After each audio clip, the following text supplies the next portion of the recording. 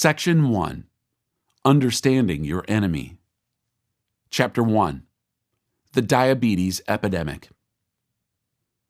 When New York filmmaker Morgan Spurlock set out to draw a line between the rise of obesity in America and fast food giant McDonald's, he never dreamed that his Super Size Me documentary would be nominated for an Academy Award, earn more than $20 million worldwide on a $65,000 production budget, and turn the film's title into a watchword for health activists around the globe. In short, he became McDonald's worst nightmare, one accentuated by the release of his ensuing memoir, Don't Eat This Book. Spurlock's unexpected entry into international consciousness originated with a personal experiment, using himself as the guinea pig. For 1 month, he ate nothing but McDonald's food for all 3 meals, in the process sampling every item on the Golden Arches menu. Whenever cashiers asked if he wanted his meal supersized, he accepted. When I first heard of this hypothesis, I found it a bit exaggerated. That is, until I realized that his experiment represented untold millions who get the majority of their daily sustenance from fast food. Spurlock turned himself into a physical representation of these silent masses, consuming an average of 5,000 calories a day. As a result, he gained almost 25 pounds, increased his body mass index by 13%, raised his cholesterol to 230, and accumulated fat in his liver. He turned his experiment into a statement heard around the world. Years later, I sometimes wonder if many Americans were paying attention. After reports in recent years of a stabilization in obesity rates, a report released by the Centers for Disease Control and Prevention, CDC, in the summer of 2011 showed that they had inched up 1.1% between 2007 and 2009, leaving them at staggering levels of 33.8%. The proportion of obese Americans is at astounding levels, about 1/3 or 33.8%. Obesity currently kills an estimated 400,000 Americans a year and is the second leading cause of preventable deaths in this nation. The number 1 avoidable killer? Cigarette smoking. And a recent report shows it dropped 40% between 1965 and 2007. That means losing weight ranks up there with quitting smoking as the most crucial lifestyle change you could ever make. Because of the lowered smoking trend, I predict that obesity will soon pass smoking as the number 1 avoidable killer of Americans. Unfortunately, many doctors, nutritionists, and dietitians seem to either miss this fact or conveniently ignore it. They love to offer topical Band-Aids that alleviate patients' symptoms, yet fail to tackle the root issues or consider the long-term ramifications of neglecting their patients' weight. A CDC report in 2007 found that about 1/3 of obese adults had never been told by a doctor or healthcare provider that they were obese. Not only is this unbelievable, but obesity is also a key link to another serious, life-threatening issue: diabetes. Diabetes kills more people than AIDS and breast cancer combined. It reportedly ranks as the 7th leading cause of death by disease among adults in America. The sad reality is that it may rank much higher because research shows that diabetes is underreported, only being listed on 10 to 15% of death certificates as an underlying cause of death. The World Health Organization, WHO, estimates that by 2030, the worldwide number of individuals with diabetes will double. That means we could see the number of people suffering from diabetes reach 360 million within the next 2 decades. And within the United States, type 2 diabetes is increasing at an alarming rate. Not only do approximately 1 in every 10 Americans aged 20 and older have diabetes, the rate of children being diagnosed with type 2 diabetes is growing at an alarming rate. Such alarming information speaks for itself. Indeed, it is screaming while far too many practitioners turn the other way. With our nation facing the biggest healthcare crisis in its history, Each of us must realize that the answer won't come from doctors, clinics, or the U.S. government. Instead, each person must take responsibility for his or her health. Because obesity and overweight conditions are at the root of so many health conditions, particularly diabetes, it makes sense to start by reducing to a healthy weight and a healthy waistline. Defining the problem. Before I delve into what has so many people visiting the plus-size department and developing diabetes along the way, I need to clarify the terms overweight and obese. Many people have a general sense as to how these words are different, yet in recent years, the delineation has become clearer. Various health organizations, including the CDC and the National Institutes of Health, NIH, now officially define them using the Body Mass Index, BMI, which evaluates a person's weight relative to height. Most of these organizations define an overweight adult as having a BMI between 25 and 29.9, while an obese adult is anyone with a BMI of 30 or higher.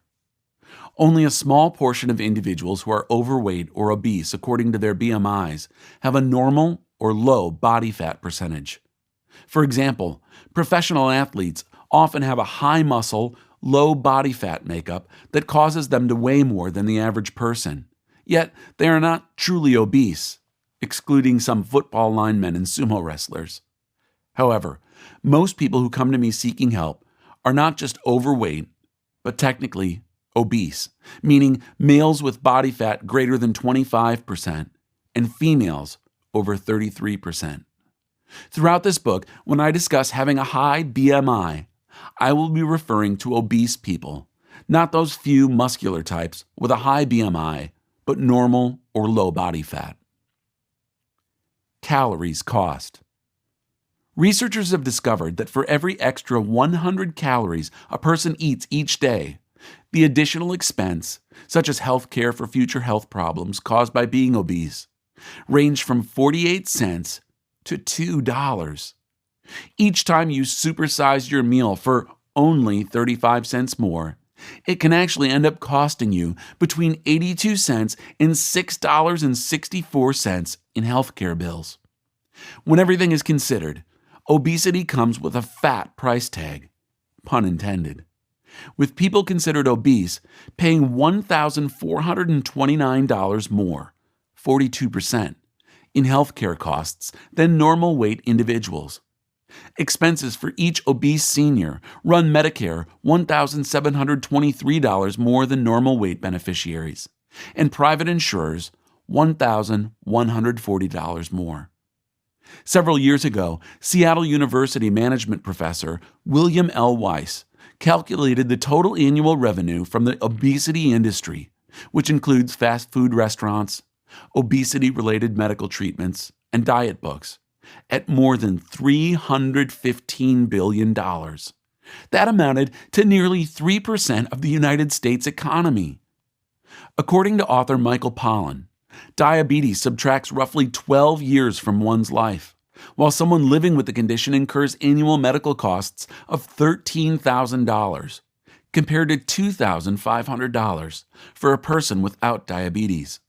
And although an estimated 80% of cases of type 2 diabetes are preventable with proper diet and exercise, he says the smart money is on the creation of a vast new industry. Apparently, it is easier, or at least a lot more profitable, to change a disease of civilization into a lifestyle than it is to change the way that civilization eats. Our nation's habit of ignoring solutions to focus on profits would almost be amusing if it wasn't so serious. And, as shocking as all this sounds, no dollar amount can do justice to the real damage being done. Being overweight or obese increases your risk of developing 35 major diseases, particularly type 2 diabetes, and among others, heart disease, stroke, arthritis, hypertension, Alzheimer's disease, infertility, erectile dysfunction, and gallbladder disease.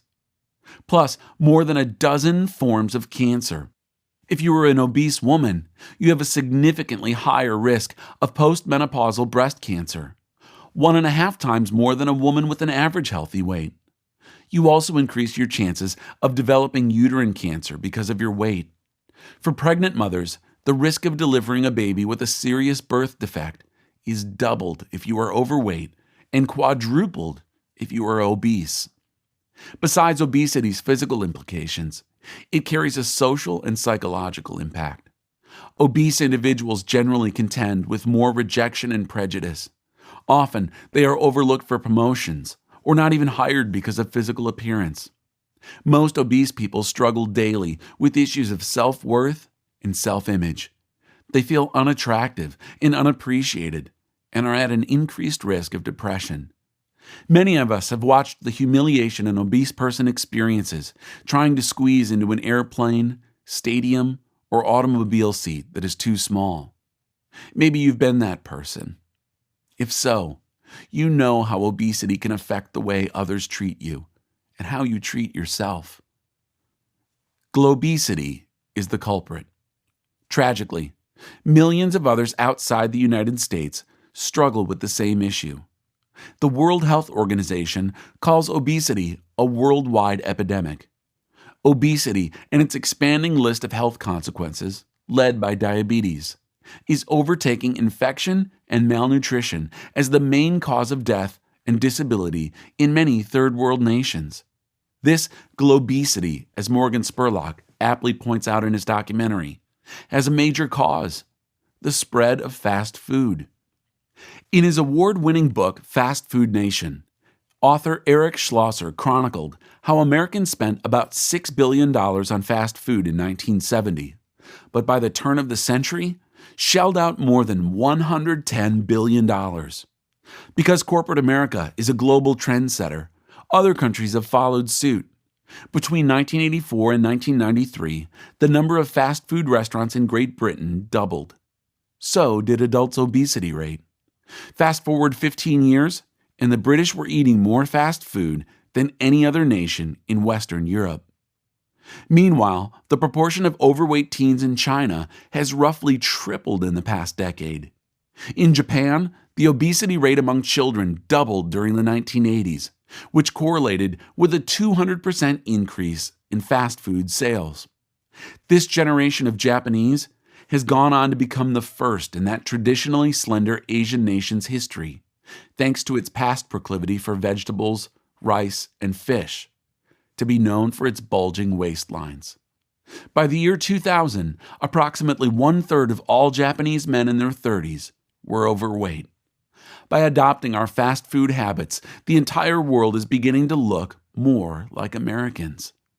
I fear that its diabetes rates will soon follow. A child shall lead them. How has an entire generation of hefty eaters changed the face of the world? By starting young. Once again, this unflattering trend originated in America. As I mentioned in the introduction, according to a 2011 CDC report, nearly 26 million people have diabetes, or 8.3% of the U.S. population. In an earlier report, the CDC projected that 1 out of 3 children who were born in the United States in the year 2000 will develop type 2 diabetes at some point in their life. As a result of childhood obesity, the number of children with type 2 diabetes is rapidly rising across the country. And because of the connection of obesity to hypertension, high cholesterol, and heart disease, experts are predicting a dramatic rise in heart disease as our children become adults.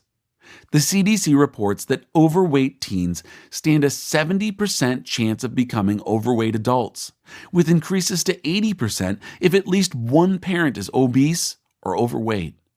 Because of that, heart disease and type 2 diabetes are expected to begin at a much earlier age among those who fail to beat the odds. Today's generation of children is not expected to live as long as their parents, and they will be more likely to suffer from disease and illness at an earlier age. So if you don't want to lose weight for yourself, at least do it for your children. Children follow by example, by mirroring their parents' behavior. Don't tell them to lose weight if you aren't doing it yourself. I'm sure most of you are good parents and love your children. Yet, you have to ask yourself, do I love them enough to teach them what foods to eat and what foods to avoid? Do I love them enough to keep junk food out of our house while making healthy food available? Do I love them enough to engage in physical activity and lead by example? If you answered yes to those questions, it is important that you take action for your children's sake and for your own. Not a crash diet, quick fix method, but permanent lifestyle changes. I'm thrilled that you've picked up this book because I believe you hold the key to truly changing your life and reversing diabetes, whether yours or the early signs appearing in your children. However, to be frank, this will not be an easy fight when it involves your children. They are growing up in a culture saturated with junk food that is void of nutrition and high in toxic fats, sugar, highly processed carbohydrates, and food additives that is not only widely available, but also heavily advertised. To add to the challenge, they are surrounded by peers who consider consuming this junk natural and a normal part of childhood. For example, in 1978, the typical teen male in the United States drank 7 ounces of soda a day. Today, he drinks approximately 3 times that much. Meanwhile, he gets about a quarter of his daily servings of vegetables from French fries and potato chips. If you plan to take a stand against this garbage in, garbage out culture, expect opposition on every front. During the course of a year, the typical American child will watch more than 30,000 TV commercials, many of them pitching fast food or junk food as delicious must-eats. For years, fast food franchises have enticed children into their restaurants with kids' meal toys, promotional giveaways, and elaborate playgrounds. This has worked perfectly for McDonald's. About 90% of American children between the ages of 3 and 9 set foot in one each month. When they can't visit the Golden Arches or another favorite outlet, it comes to them. Fast food products, most brought in by franchises, are sold in about 30% of public high school cafeterias and many elementary cafeterias. Because they spend billions of dollars on research and marketing, these fast food establishments know exactly what they are doing and how to push your child's hot button. They understand the powerful impact certain foods can have on people at an early age. Have you ever thought about when you first started liking certain foods? Most people formed these preferences during the first few years of their lives. This is why comfort foods often do more than just fill the stomach. They evoke such memories as playgrounds, toys, backyard birthday bashes, 4th of July parties, state fairs, and childhood friends. The aroma of onion rings, donuts, or grilled burgers can instantly trigger these memories. As adults, such smells often draw us without us recognizing their lure. Advertisers have keyed into this and learned to use the sight of food to stimulate fond childhood memories. In the genes or in the water? Every obese person has a story behind his or her excessive weight gain. Growing up, I often heard people say things like, "She was born fat," or "He takes after his daddy." There's some truth in both comments. When it comes to obesity, genetics count. In 1988, the New England Journal of Medicine published a Danish study that observed 540 people adopted during infancy. The research found that adopted individuals had a much greater tendency to end up in the weight class of their biological parents rather than their adoptive parents. Separate studies of twins raised apart also show that genetics has a strong influence on weight gain and becoming overweight. Such studies reveal there is a significant genetic predisposition to gaining weight. However, they still don't fully explain the epidemic of obesity seen in the United States the past 30 years. Although an individual may have a genetic predisposition to become obese, environment also plays a major role. I like the way author, speaker, and noted women's physician Pamela Peeke puts it. Genetics may load the gun, but environment pulls the trigger. Many patients I see come into my office thinking since they've inherited their fat genes, there is nothing they can do. Yet, after a little investigation, I usually find that they have inherited their parents' propensity for bad food choices, large portion sizes, and poor eating habits. If you have been overweight since childhood, you probably have an increased number of fat cells.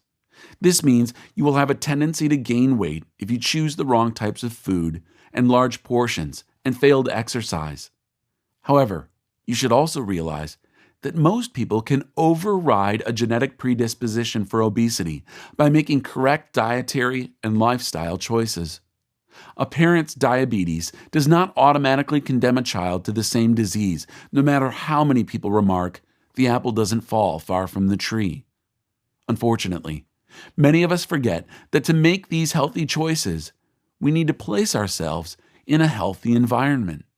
That is becoming more difficult than ever as families yield to hectic routines that feature grabbing breakfast on the way out the door, fast food lunches, dining out for dinner, and sometimes skipping meals. Years of such habits are catching up to us. Starting at age 25, the average American adult gains 1 to 3 pounds a year. That means a 25-year-old, 120-pound female can expect to weigh anywhere between 150 and 210 pounds by the time she is 55. Is there any wonder we have an epidemic of heart disease, type 2 diabetes, hypertension, high cholesterol, arthritis, cancer, and other degenerative diseases? We have to put the brakes on this obesity epidemic, and a lifestyle approach to eating is the answer. Eating with the head, not the heart. The fact that obesity can stem from heredity, environment, and culture can feel discouraging, even overwhelming. How can one hope to overcome such powerful forces and reverse diabetes in the process? As tough as it may seem, there is cause for hope. I want to end this chapter on a positive note by reminding you of a simple truth. In fact, it is one of the primary reasons for this book. It may sound impossible, but with education, practice, and discipline, your cultural tastes and dietary practices can gradually change. You can learn to choose similar foods that have not been highly processed and lower fat alternatives. It is possible to discover or rediscover portion control and healthy cooking methods. What about fried chicken, mashed potatoes and gravy, and chocolate cake? You can learn to enjoy the same foods, but with just a fraction of the fat, sugar, and calories.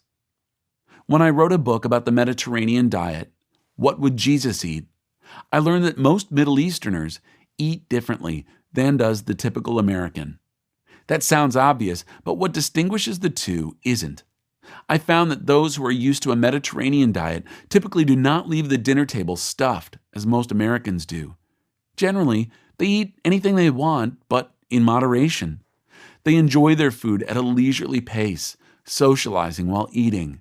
They have the uncanny ability to enjoy just a few bites of such foods as wine, dark chocolate, and chocolate ice cream. Unlike most Americans, who scarf down a dessert as if they were inhaling it, those eating the Mediterranean way generally savor just a few bites. The real pleasure in most foods is in the first few bites. If you remember nothing else in this book, remember this truth. You can break old, culturally based eating patterns. You do not have to follow a parent's poor food choices, and you can overcome your family's dietary cultural patterns. I certainly did. In the process, you will discover the true joy of eating.